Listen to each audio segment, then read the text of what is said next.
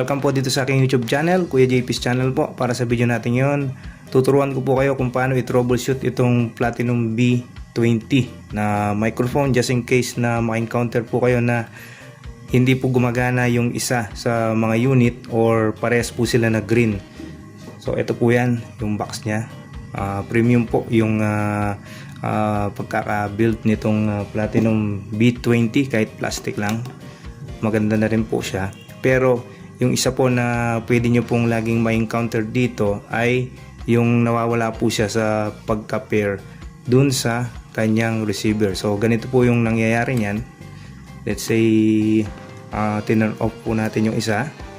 Yan, naka-turn off po. Ito, working siya. Hello, sound check. Hello. Ngayon, kapag ito-turn on nyo, di ba, kailangan yung long press. Minsan, katulad po kagabi nung nangangaroling kami, sumusobra sa pagkaka-long press yung ginagawa nung kasama ko.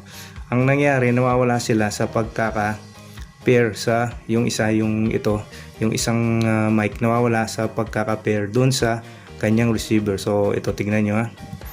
Yan, naka-off po siya. Tapos i-on nya para maiwasan nyo po yung ganitong problema. Yan, nag-purple na siya. Dapat pag nag-purple na siya ay bitawan nyo na. Pero ang nangyari ay pinepress pa rin niya, and then kapag nag-blink, ayun, nag-green, nag-blink na green, nawala na po siya sa pagkaka-pair nun dun sa receiver nyo. Check 1, 2, check 1, 2, check 1, 2. So ito, wala na po siya. Yan, nawala na po siya.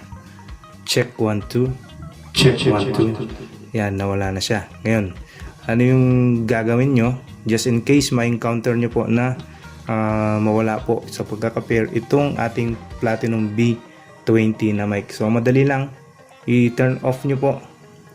Bali, dalawang methods po yung gagawin natin dito.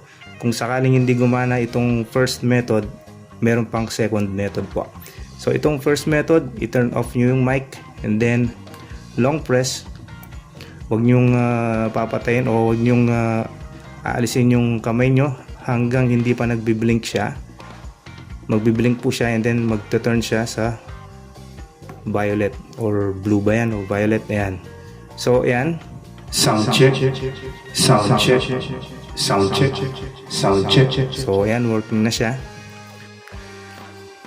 Yan, halimbawa naman ganito po yung naging problema, parehas po na nawala sa pagkaka-pair yung wireless mic ninyo, kahit na naka green at blue na siya. Yan, ginawa nyo na po yung first method. So ayaw po niya mag-connect. Subukan natin, patay, turn off muna natin kung magko-connect po sila. Bali, hello. So wala. Yan, yung dalawang mic, wala po sila. Ayaw po nilang mag-connect. So ito po yung second method.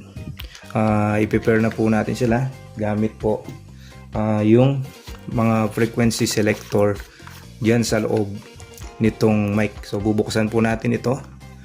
Buksan natin ito, and then push. Yan, push.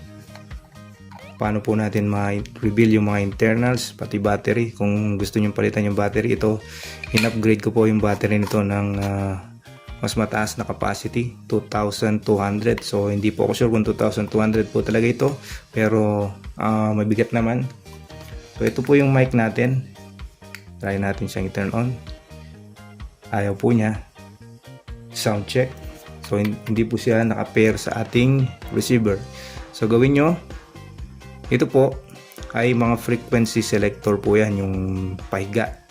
Then ito, di ba, yung volume controls. Kung gusto nyong hinaan yung mic or lakasan, dito po yan. Itong nakatago po, wala po yan dito wala po kasi yan dito. Naka-hidden po yung mga buttons. Ito po yung frequency selector, just in case hindi nyo ma-pair yung microphone, yung first method natin, hindi na siya umubra. So ito po yung gawin ninyo. Dito pong frequency selector, any sa dalawa ay pindutin po ninyo.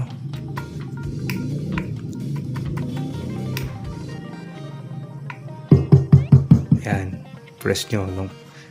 Press nyo po itong sa frequency selector. So long press nyo na lang kaunti. Pag nag-blink, yan o. Sound check.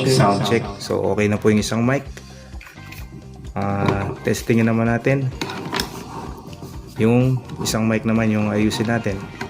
So reverse lang. Kanina push, yung pupush naman natin siya pababa. Yan, para magpantay na siya. Pag nagpantay na, balik lang natin yung takip. Yan. Sound check. So okay na yung isang mic natin. Ayusin naman natin itong violet na nawala din sa pagkaka-pair. So ganun din po, bubuksan natin, then push, then yan, ma-reveal po yung internals. Press natin itong pahiga na buttons. Turn on muna natin yung mic. Tayo natin mag-blink. So pag nag-blink, yan, okay na yan. Sound check. So any dyan sa dalawang buttons, yung pahiga, mga frequency selector po yan, just in case nagkaka-conflict po kayo sa ibang mga wireless mic, yung boses nito lumalabas sa ibang Bluetooth speaker o ibang wireless mic na nakakonect sa ibang speaker. So ito po, gamitin nyo frequency selector. I-press lang po nyo, then antayin nyo mag-blink. Pag nag-blink ay ma-set na po siya sa ibang frequency. So ito, okay na po yan. Ibalik na natin yung ating pangalawang mic, reverse method. Yan. Okay. Sound check.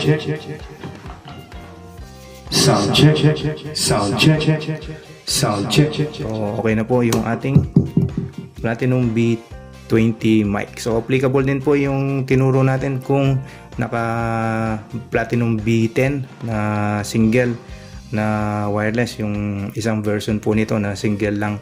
Ito po, dual po ito, pero same procedure lang, just in case nagka-trouble po kayo sa pag-connect ng inyong Platinum B20 wireless mic sa receiver nya. Yan. Maraming pong salamat sa panonood, at kung may natutunan po kayo, please like, share, and subscribe po ako kay JP's channel. Kung meron po kayong katanungan, ay post nyo lang po sa comment section natin. Maraming salamat. Thank you and goodbye.